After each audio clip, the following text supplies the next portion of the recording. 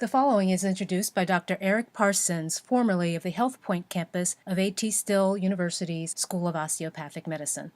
The GE National Medical Foundation Primary Care Leadership Program has provided community health centers like ours an opportunity to work in a win-win fashion with PCLP scholars from all over the country.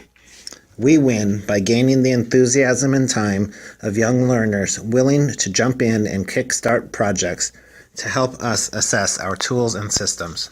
The scholars benefit from an early introduction into the world of community health centers, the front lines of primary care for our most diverse and needy populations. A community health center like ours is serving tens of thousands of patients at 10 different sites. We have learned to evolve ways to set up systems to track patient populations and chronic disease groups in order to understand the value that our individual efforts and group efforts bring to our community of patients as a whole. This helps each provider go beyond delivering excellent service to one patient at a time. However, we don't always take the time to assess how well we use these tools, such as the electronic health record, the patient portal, telemedicine, and group visits. This summer, our community health center colleagues here and across the country hosted some terrifically talented PCLP scholars who have started the ball rolling for us. As you can see from these presentations, we will begin to have the data and feedback needed to support the systems that work and improve or eliminate those that are not effective. Thank you to the GE, NMF, PCLP scholars, staff, and volunteers. Hello, my name is Sakura, and I'm a medical student at the Howard University College of Medicine. The title of my project is Bridging the Communication Gap, the missing link between physicians and pharmacists in refugee healthcare. Communication is the process of information exchange between individuals through a common system of symbols, signs, or behavior. While communication is a key component of the doctor-patient relationship, it is taken for granted way too often. The refugee healthcare field of medicine is one that faces a great deal of issues centering on communication. The site I was placed at, Rochester Primary Care Network and the Rochester Regional Health, has an Office of Community Medicine that deals primarily with refugee patients and thus encounters such issues. The idea behind this study is to address the deficit in communication and implement a health passport. The health passport is a system designed to generate a tool that contains general medical information the refugee patients can carry on their person between the pharmacy and medical providers. The objective is to help tackle the communication barrier that arises due to the lack of English skills of the refugees, which in turn makes it difficult to provide this information to their healthcare providers. To ascertain and quantify the current magnitude and depth of the problem, an interview-based methodology was implemented to collect information. This quantitative approach involved interviewing healthcare practitioners and pharmacists that both work directly with refugee patients. This collected information was then utilized to construct a physical prototype of the health passport, which was subsequently piloted. Afterwards, interviews were given to the same medical providers, pharmacists, and now patients that viewed the health passports to evaluate the system. The goal of this approach was to collect data expressing the practitioners' and patients' attitudes and willingness towards future implementation of the program. The results of the study indicated that the initiative was indeed effective.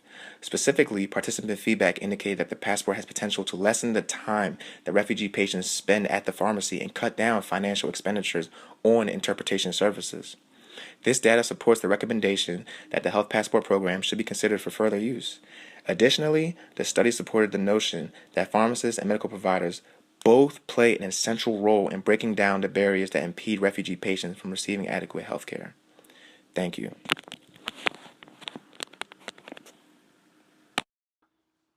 My name is Timothy Ellis, and I am a PCLP scholar, and I was placed at Adelante Healthcare this summer.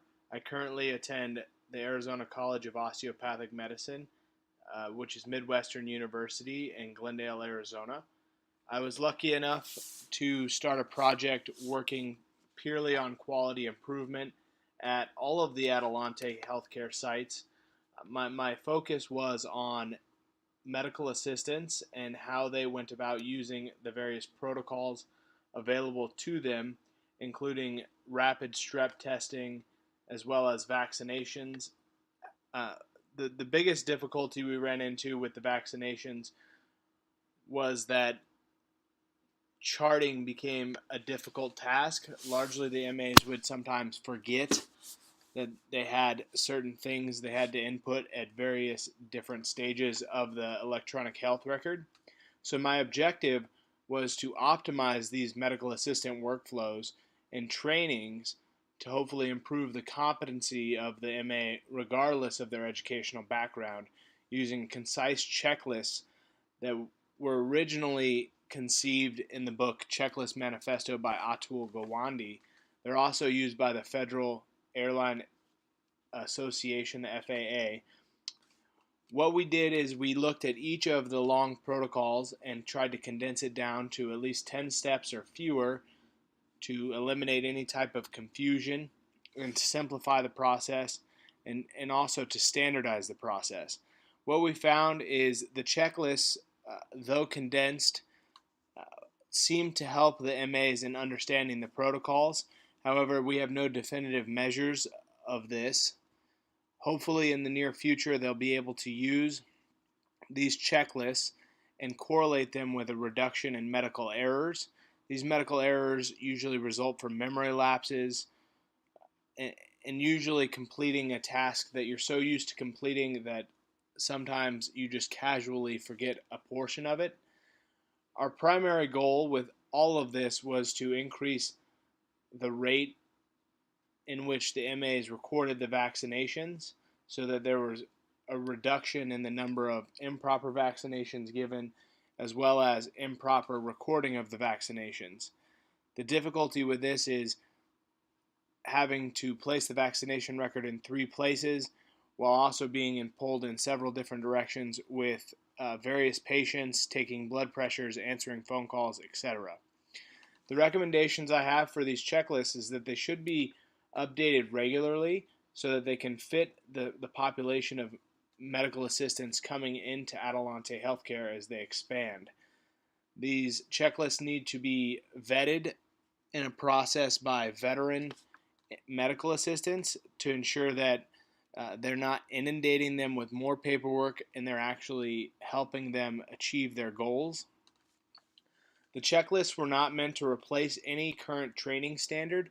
They were just meant as to be used as an aid to help facilitate memorization of the current protocols available while also assisting in daily procedures, essentially allowing the MA to take the time to recognize the task ahead of them, communicate with a fellow employee to ensure that the task is being completed appropriately, and to make sure that they had completed it thoroughly and correctly throughout the day. Overall, the project was an exciting one. It was interesting to work on quality improvement measures with various leaders in the organization, and I hope to see a decrease in medical error rate in the near future as a result of implementing such basic checklists. And thank you very much to GE for funding this project, and I thank all of my fellow PCLP scholars at the site with me who encouraged me to work hard day in, day out, and also the leaders at Adelante Healthcare who allowed me to pursue my interests this summer. So thank you very much, and it's been a pleasure. Hello, my name is Amanda Leland, and I just graduated with my MD from the University of Louisville School of Medicine. This is my second time participating in the Primary Care Leadership Program and my second time at Jackson Hines Comprehensive Health Center. It's really interesting because this is a continuation from my previous project when I first did the program at Jackson Hines. And that my first project focused on mental health stigma in the community.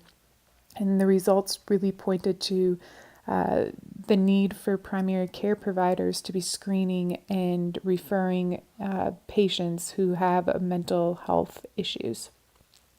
So my project this time expanded on that, and it focuses on the integration of behavioral health into primary care. This was really important because Jackson Hines has recently started a behavioral health unit, and they have hired a psychologist and psychiatrist and are building up their patient loads. So we really wanted to make sure that providers were aware of how to refer and their opinions on mental health and their understanding of it. So that was the main purpose of this project. And we assessed this by providing a 10-question survey that was distributed at a provider meeting. We had a total of 42 responses, and the survey questions were rated on a Likert scale, so 1 to 5. I also created what I call a cheat sheet, which is where an outline of what to do if a provider feels that a patient needs to be referred for mental health services.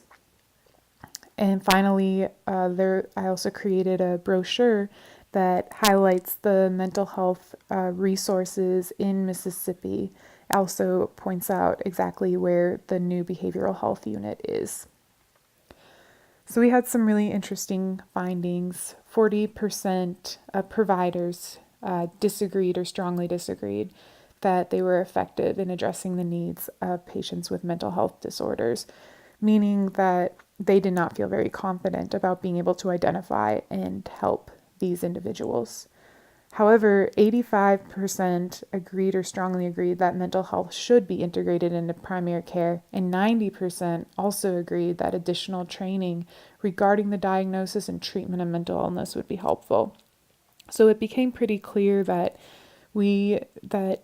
providers were interested in the integration of behavioral health into primary care, but there was also a lot of hesitancy and lack of confidence when it came to diagnosing, treating, and referring an individual who needed mental health help. So that was a really important thing to discover. That's also why the cheat sheet was created. But it is important to continue the integration of behavioral health into primary care by encouraging communication between providers, behavioral health providers, and primary care providers. And additionally, I think it would be really useful to have educational modalities for providers about mental illness and behavioral health issues so that they may feel more confident in identifying and treating this issue. So I had a great time. It was a fantastic project, and I'm excited to see Jackson Hines continue to make great progress. Thank you. My name is Vanessa Lewis, and I'm a fourth-year medical student at the Georgia campus of the Philadelphia College of Osteopathic Medicine. My project is titled Integrating Adult Mental Health Services with Primary Care Services, a Needs Assessment. My site placement was at the Southside Medical Center in Atlanta, Georgia. The aim of my project was to integrate adult mental health services with primary care services at the East Point location of the Southside Medical Center. In order to determine how to integrate behavioral health services with primary care services, I conducted a needs assessment of the East Point campus, conducted provider interviews, patient surveys, and created a practice model that demonstrated how mental health and primary care departments could be integrated. Some key findings to note: the adult mental health services and primary care services were co-located at the East Point location, with the primary care services upstairs and the adult mental health services downstairs within the Southside Behavioral Lifestyle Enrichment Center. Provider interviews showed that there was little to no collaboration between the departments. However, they were very motivated towards integrating services for their shared patients. Patient surveys showed that a majority of patients had primary care physicians elsewhere because it was closer to them. However, there were still a few patients that did use Southside Medical Center for their primary care or dental services. My assessment showed that there were 3 key barriers to the integration of services. Firstly, there was no established referral protocol between the behavioral health and primary care entities. Secondly, the availability of the behavioral health specialists were unknown. These two barriers were very important to address specifically for primary care. When a patient presented with a mental health issue or concern, the referral did not guarantee them an appointment or a chance to speak with a behavioral health specialist. Many patients were left to call the behavioral health department and attempt to schedule an appointment themselves. Oftentimes, there was no guarantee that they were able to speak to a behavioral health specialist in a timely manner, so they ended up being referred to a provider outside of the Southside Medical Center. However, when a patient in the behavioral health department needed to be seen by primary care, they could be added to the schedule as a same-day appointment at the East Point or main campus, or seen by their primary care physician outside of the Southside Medical Center network. A third major barrier to integration that existed was the fact that the adult mental health department did not have the same electronic medical records that the primary care department had. This made it difficult for either department to reconcile medication lists and follow up on visits and overall wellness. This also made it difficult for the primary care office to create referrals to the adult mental health department. Based on these findings, the following recommendations have been suggested. It would be beneficial to have a behavioral health specialist available for a few days a week to conduct a brief intake session for patients that present with mental health issues. They can possibly occupy a space upstairs in the primary care area or simply remain available to be called upstairs if needed. Behavioral health specialists will also need to have access to the electronic medical record system in order to create notes on their visits, update medication lists, and remain up to date with the management of the patient's other medical issues. This will also allow the primary care department to send referrals to the referral department that Southside Medical Center has so that they can facilitate the appointment making process for the patient, thus decreasing the chance for the patient to be referred elsewhere. In essence, these recommendations and the practice model I created will allow all involved to be able to monitor the patient's progress and contribute to Southside Medical Center's overall goal to provide comprehensive medical care to their patients. Thank you for listening, and thank you for the opportunity to be a part of this great program. Hi, my name is Joshua Onanuju, and I'm a second-year medical school student at Eastern Virginia Medical School in Norfolk, Virginia. This summer, I participated in the Primary Care Leadership Program in Los Angeles at Ultimate Healthcare Services. My project was helping to transition and implement a care management program at Ultimate by updating and developing policies, procedures, and treatment guidelines. The previous care management program was a partnership with USC College of Pharmacy that used clinical pharmacists to help manage patients with chronic disease states. They primarily cared for unstable patients with diabetes, hypertension, hyperlipidemia, congestive heart failure, and asthma in Ultimate outpatient clinics.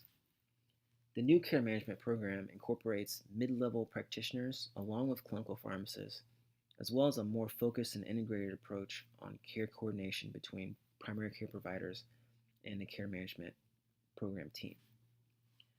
I don't have any data for the new program because it has not been fully implemented, but I do have some data from the USC partnership. The data from the partnership with USC was over a 3-year period, and it compared the care of Ultimate patients enrolled, roughly around 6,000 patients enrolled in the program, versus Ultimate patients receiving usual care in outpatient clinics. Overall, there was a reduction in emergency department utilization and hospitalization rates that amounted to an estimated savings of around $3 to $9 million over 3 years. Because the program has not been fully implemented, my main recommendation is the implementation of the care management program with minimal disruption to patient care. Thank you. Hello, I am Jamila Perkins, a second-year medical student from Meharry Medical College. As a GE Scholar, I was privileged to complete my project in Houston, Texas at the Spring Branch Community Health Center. Here, I investigated on the topic, Standing on Your Own, re-implementing standing orders in a primary care practice, and evaluating compliance among all clinical staff. Standing orders have proven to be an efficient approach to providing faster access to medicine and decreasing the workload of providers. However, limited research supports specific implementation strategies for utilizing standing orders.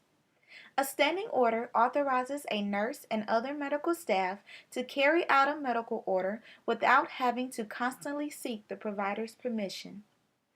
Many of the medical assistants at the community health center did not have a valid understanding of standing orders and the importance of utilizing them in the clinical setting. My approach for this project was to implement a standardized training to increase compliance among medical assistants with standing orders.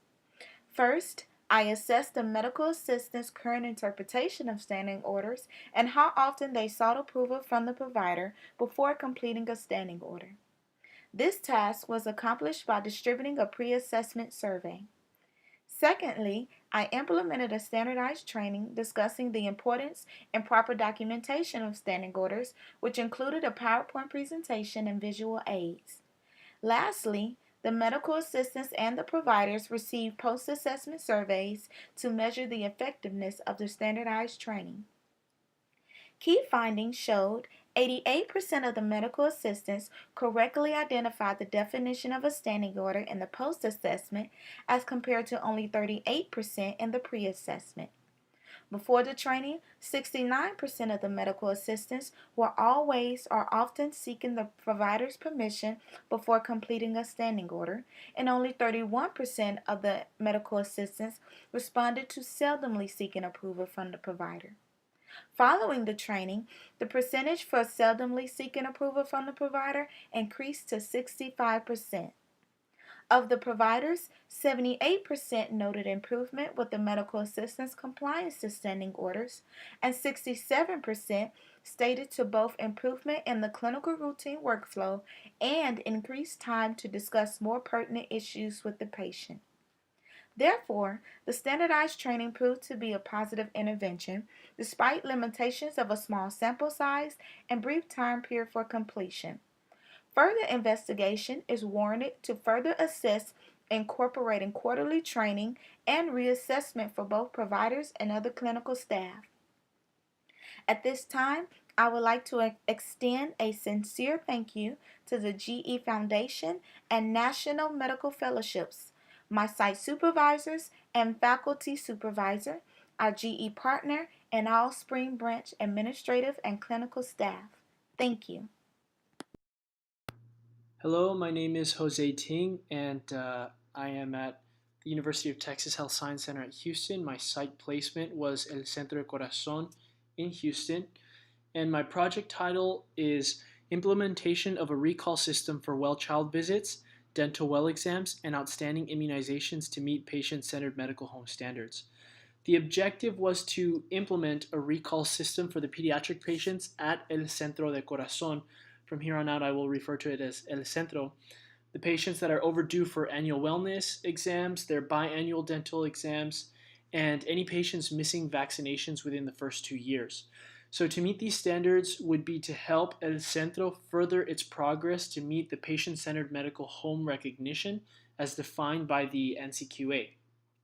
The way I carried out this project was I identified the population in need of these services. And I created scripts in both English and Spanish to be used for the patient recalls. And I designated the recalls to the proper personnel so that it could be done in the future. And we recorded and analyzed the results.